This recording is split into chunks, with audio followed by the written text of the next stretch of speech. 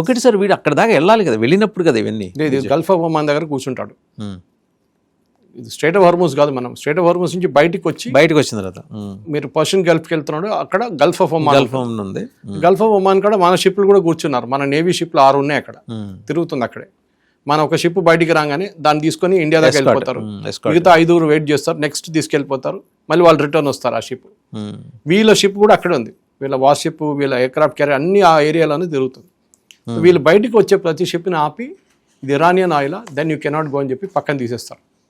Stand line నుంచి బయటికి రండి అంటారు, మిగతా వెళ్తూ ఉంటుంది, మీరు పక్కన రండి. ఇక్కడ ఇరాన్కి ప్రాబ్లం వస్తుంది. మనందరూ తెలుసు ఈ వార్ మొదలైనప్పటి నుంచి ఈ స్ట్రైట్ ఆఫ్ హార్మోస్ బంద్ చేసినప్పుడు, ఫర్ ఎగ్జాంపుల్ సౌదీ అరేబియా ప్రతిరోజు 15 మిలియన్ బ్యారెల్స్ వీళ్ళు ఎక్స్పోర్ట్ చేస్తుండే ఆయిల్. ఇప్పుడు వీళ్ళు ఆ టైంలో ఇరాన్ ఇరాక్ వార్ జరిగినప్పుడు, సద్దాం హుస్సేన్ ఉన్న టైంలో వీళ్ళు ఒక ప్రపోజల్ పెట్టారు. వీళ్ళకి తెలిసిపోయింది ఏదో ఒక రోజు ఇదే ప్రాబ్లం మళ్ళీ వస్తుందండి. సద్దాం హుస్సేన్ ఏం చేశాడు, ట్యాంకర్ వార్ చేశాడు, ట్యాంకర్ల మీద కొట్టడం మొదలుపెట్టారు. స్ట్రైట్ ఆఫ్ హార్మోస్ కంప్లీట్ బంద్ అయిపోయింది. అప్పుడు హిస్టరీ రిపీటింగ్ ఇట్ సెల్ఫ్ అంటాం మనం, హిస్టరీ రిపీట్ అవుతుంది మళ్ళీ. అప్పుడు సౌదీ అరేబియా ఒక ప్లాన్ తీసుకున్నారు, ఈ స్ట్రైట్ ఆఫ్ హార్మోస్ మీద డిపెండ్ కాలేం. వాళ్ళ దగ్గర ఒక ఇండస్ట్రియల్ ఏరియా ఉంది, యాన్బు అని చెప్పి, వెస్టర్న్ కోస్ట్ వైపు.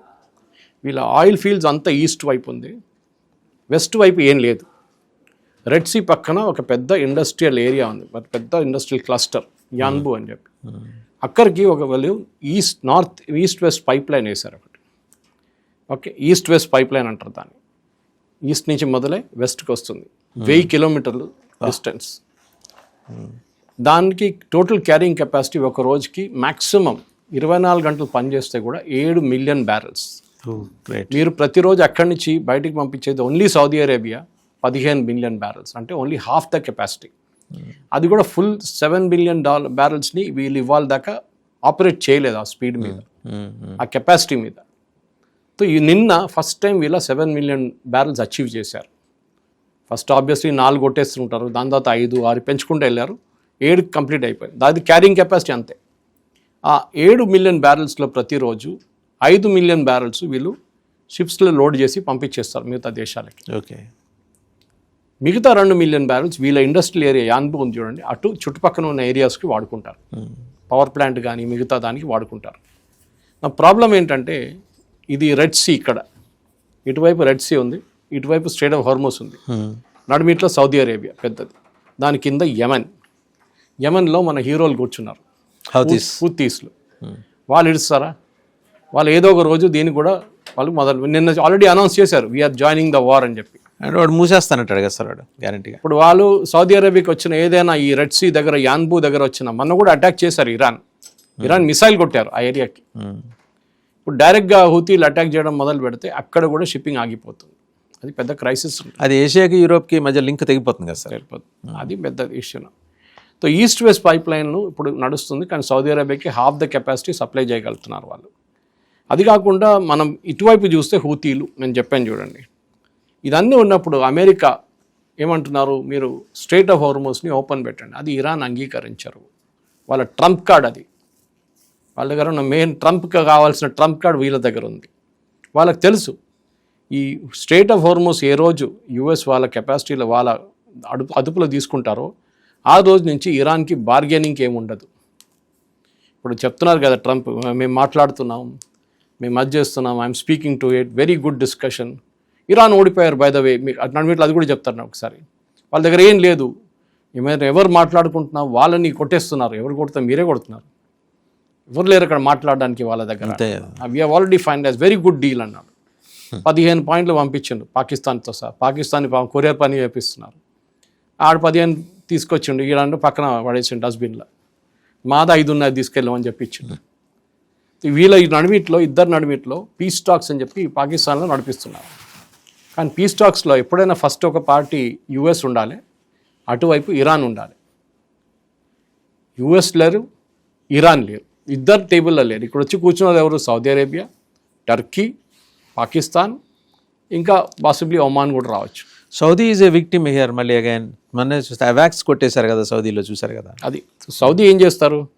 సౌదీ దగ్గర డబ్బులు ఉన్నాయి, ఇంకేం లేదు, వాళ్ళ దగ్గర డబ్బులు ఉన్నాయి. వాళ్ళకి యుఎస్కి మొన్న ప్రెసిడెంట్ ట్రంప్ ఒక చాలా not so diplomatic word use చేశారు Saudi prince Mohammed bin Salman గురించి. మనం పబ్లిక్లీ మాట్లాడలేము అలాంటివి, మాట్లాడలేము ఆ లాంగ్వేజ్. ఆయనకేం ప్రాబ్లం లేదు, అట్లాంటి లాంగ్వేజ్ ఓపెన్గా మాట్లాడతారు. బేసిక్లీ ఏమన్నారంటే ఆయన వచ్చి నా కాలు మీద పడ్డాడు, ఏమైనా చేయండి మీరు అని చెప్పేసి. సో సౌదీ అరేబియా చేస్తున్నారని చెప్పి ట్రంప్ ఓపెన్గా అడ్మిట్ చేస్తున్నారు. సౌదీ అరేబియాకి భయం ఏంటంటే వాసుదేవన్ గారు, ఈ ఇరాన్లో ఉన్న ఈ రెవల్యూషన్ చూడండి, వీళ్ళు తీసుకొచ్చిన రెవల్యూషన్, రిలీజియస్ రెవల్యూషన్, ఖొమేనీ తీసుకొచ్చి, అది మా వైపు రాకూడదు. దానికోసం మీకు గుర్తుంటుంది, కొన్ని సంవత్సరాల ముందు ఇరాన్ నుంచి ఉన్న హజ్ పిలిగ్రిమ్స్ని బ్యాన్ చేశారు. దానికన్నా ముందున్న సంవత్సరం గొడవ చేశారు, అక్కడ వచ్చి ప్రొసెషన్ తీశారు, ఏదో స్లోగన్స్ రేజ్ చేశారు. దాని తర్వాత నెక్స్ట్ ఇయర్ నుంచి బ్యాన్ చేసి పడేశారు. ఇరాన్ నుంచి ఎవరు రాకూడదు మా వైపు. షియా సున్నీ గొడవ ఒకటి సపరేట్ పక్కన పెడదాం, కానీ మిగతాది బికాస్ సౌదీ అరేబియాని వాళ్ళు custodian of the two of the holiest sites in Islam, Mecca and Medina. అక్కడున్న రాజుల్ని కూడా ఏమంటారంటే they are the custodians of that holy places. వాళ్ళని కింగ్ సల్మాన్ అదే చెప్పరు, వాళ్ళు సంరక్షకులు. ఇస్లాంలో ఉన్న రెండు పెద్ద హోలియస్ట్ సైన్ సంరక్షణ. వాళ్ళ భయం ఏంటంటే ఏదో ఒక రోజు ఇరాన్ నుంచి ఈ రెవల్యూషన్ మా వైపు ఎక్స్పోర్ట్ అయితే మా దేశంలో కూడా ఇరాన్లో జరిగింది అదే ఇక్కడ కూడా జరగవచ్చు. మీకు గుర్తుంటుంది, ఒసామా బిన్ లాదన్ వచ్చింది అక్కడి నుంచే కదా. అవును. ద బిన్ లాదన్ ఫ్యామిలీ అంటే సౌదీ అరేబియాలో one of the biggest construction companies వాళ్ళు. అక్కడి నుంచి రిలీజియస్ టీచింగ్ తీసుకొని, రిలీజియస్ బ్రెయిన్ వాషింగ్ తీసి, మనం ఆఫ్ఘనిస్తాన్కి వెళ్దాం, అక్కడ పోరాటం చేద్దాం, అక్కడ జిహాద్ చేద్దాం అని చెప్పిన మనుషుల్లో Osama bin Laden was one. వీళ్ళందరూ చదువుకున్న వాళ్ళు. Ayman al Zawahiri was a doctor, Osama was an engineer. So Saudi Arabia ఆయనకు పెద్ద ఇన్ఫ్రా కంపెనీ ఉండేది కదా సార్ ఆ ఫ్యామిలీకి. వాళ్ళ ఫ్యామిలీకి ఇప్పుడు కూడా ఉంది, the bin Laden family. The problem ఏంటంటే వాసుదేవన్ గారు, వీళ్ళ నడిమిట నిన్న చూశాను, ఐక్యూ చూశాను. వీళ్ళది 4-5 గల్ఫ్ కంట్రీస్ ఐక్యూ తీశారు, ఇంక్లూడింగ్ మన భారతదేశం. ఇరాన్ ఎక్కడ ఉంది? టాప్ 4లో ఉంది. Top 5 countries in the world with IQ. మనం 34th పొజిషన్లో ఉన్నాం ఇండియా. ఇప్పుడు అర్థం చేసుకోండి, వాళ్ళ మేధస్సు, వాళ్ళ బ్రెయిన్ పవర్ చాలా ఉంది. ఏదో వాళ్ళు అట్లా డ్రోన్ తయారు చేయట్లేదు, వాళ్ళ దగ్గర సైంటిఫిక్ నాలెడ్జ్ ఉంది. వాళ్ళ education system is one of the best in the world. అది ఇప్పుడున్న రెజీమ్ కాదు. షా ఆఫ్ ఇరాన్ వాళ్ళ రెజీమ్లో ఉందా ఎడ్యుకేషన్ సిస్టమ్ ఉందా అని ఇప్పుడు కూడా ఉంది. షా ఆఫ్ ఇరాన్ వాళ్ళ ఫాదర్ టైం నుంచే ఇది ఉందన్నమాట. సో ఇరాన్లో ఉన్న కేపబిలిటీ అమెరికా అర్థం చేసుకోలేదు. They totally under estimated Iran. Iran కూడా ఏదో సౌదీ అరేబియానో, ఏదో బహరీనో, ఏదో కువైతో అనుకున్నారు. ఆ పద్ధతిలో ఆలోచన చేశారు. కొట్టేస్తే అయిపోతుంది, పారిపోతారు వీళ్ళందరూ. ఇరాన్ కెపాసిటీ, ఫైట్ బ్యాక్ చేయడం కెపాసిటీ వీళ్ళు నేర్చుకోలేదు. అది సద్దాం హుసేన్ దగ్గర అడగాలి ఉండే, కానీ ఆయన లేరు కదా. ఇప్పుడు 10 సంవత్సరాలు పోరాటం చేసి కూడా సద్దాం హుసేన్ ఏం చేయలేకపోయాడు ఇరాన్ని. ఆ యుద్ధంలో పార్టిసిపేట్ చేసిన ఒక యంగ్ సోల్జర్ పేరు ఇప్పుడున్న అయోత్వల్లా అండ్ సుప్రీం లీడర్ ఖమేనీ కొడుకు Mustafa Khamenei. Soldier in that. Mustafa Khamenei was a soldier in that. ఆయన అక్కడ నేర్చుకున్నాడు లెసన్స్ అన్ని. సో అట్లాంటి పరిస్థితుల్లో ఇరాన్లో చాలామంది యంగ్స్టర్స్ ట్రైన్డ్గా ఉన్నారు. ట్రైన్డ్గా ఎన్నో సంవత్సరాల నుంచి 10-year వార్ జరిగినప్పటి నుంచి ఇరాన్ అండ్ ఇరాక్ నడిమిట్లో అప్పటి నుంచి వాళ్ళ వైపు నుంచి ప్రొటెక్షన్ ఎట్లా తీసుకురావాలి, ఎట్లా ప్రొటెక్ట్ చేసుకోవాలని వాళ్ళు అప్పుడే నేర్చుకున్నారు. వాళ్ళకి తెలుసు ఏదో ఒక రోజు మేము ఎంత ఎయిర్ ఫోర్స్ పెట్టినా కానీ యుఎస్ లాంటిది, ఇజ్రాయెల్ లాంటి దేశాలు వస్తే మా ఎయిర్ ఫోర్స్ని ధ్వంసం చేస్తారని వాళ్ళకి చాలా క్లియర్గా తెలుసు. దాని తర్వాత వాళ్ళకి ఎవరు ఎయిర్ క్రాఫ్ట్ సప్లై చేయట్లేదు. యుఎస్ దగ్గర మేజర్ కెపాసిటీ ఉంటుంది, లేకుంటే ఫ్రాన్స్ దగ్గర ఉంటుంది, లేకుంటే మళ్ళీ మీరు వెళ్ళాలంటే చైనా దగ్గర తీసుకోవాలి. చైనా బహుశా అప్పుడు కూడా మీకు ఇస్తారు కావాలంటే, కానీ J-15 J-17 పనిచేస్తో లేదో మనం చెప్పలేమన్నమాట. పాకిస్తాన్లో చూసాం మనం. ఈ పరిస్థితుల్లో వాసుదేవన్ గారు ఇప్పుడున్న దానికి అందరూ అడుగుతుందంటే యుద్ధం ఎట్లా ఆపుతారు, అమెరికా గ్రౌండ్ ఫోర్సెస్ని పంపిస్తారా? It's $1 million question. అది మీరు నేను ఆన్సర్ చేయగలిగితే మనం ఒక మిలియనర్ అయిపోతాం. ఎందుకంటే తెలియదు ఏ రిస్క్ తీసుకుంటుందా సార్. ఎందుకంటే మొన్న దీంట్లో ఈ అటాక్లోనే సౌదీ ప్రిన్స్ ఎయిర్ బస్ దాంట్లోనే 15 మంది ఇంజూరీ అయితే అందులో 5 పర్సనల్ అనుకుంటా. వాళ్ళ పరిస్థితి చాలా సీరియస్గా ఉంది. కరెక్ట్. అంటే అమెరికా అదే చెప్తున్నాను వాసుదేవన్ గారు, ఒక్క 10 మంది చనిపోతే కూడా it becomes a big issue in US. రోడ్ల మీదకి వచ్చేసారు కదా సార్, 80 లక్షల మంది రోడ్ల మీదకి వచ్చారు, నో కింగ్స్ అని చెప్పేసి. కానీ అది దానికన్నా ఎక్కువ అక్కడ ఒక dead body, American dead body వస్తే చాలా పెద్ద ఇష్యూ. నేను చెప్పాను చూడండి, వాళ్ళు 1000 మంది చనిపోతే కూడా ప్రాబ్లం లేదు, కానీ ఒక్క అమెరికన్ కూడా చావకూడదు. అది వాళ్ళ పెద్ద ఇది ఈగో ప్రాబ్లం. వియట్నాంలో అదే జరిగింది కదా. వియట్నాంలో జరిగినది మీరు వియట్నాం ఎందుకు తీసుకుంటే అంత దూరం వెళ్ళక్కర్లేదు. ఇరాక్ తీసుకోండి. ఇరాక్లో వెపన్స్ ఆఫ్ మాస్ డిస్ట్రక్షన్ ఉందని చెప్పి ప్రెసిడెంట్ బుష్ వీళ్ళ ఆర్మీని పంపించండి, బూట్స్ ఆన్ ద గ్రౌండ్. ఏం జరిగింది ఇరాక్లో? ఎంతమంది చనిపోయారు అమెరికన్స్? చాలామంది. దాని తర్వాత ఆఫ్ఘనిస్తాన్ తీసుకోండి. అక్కడ తాలిబాన్ రెజీమ్ కిందికి దిందాం, అల్ఖైదాని అక్కడి నుంచి బయటికి తీద్దాం వెళ్ళిన వాళ్ళు ఎంతమంది కోల్పోయారు? Even Britain last 450, 450 British soldiers కూడా చనిపోయారు దాంట్లో, నేటో వైపు నుంచి. అమెరికన్స్ కూడా చాలామంది.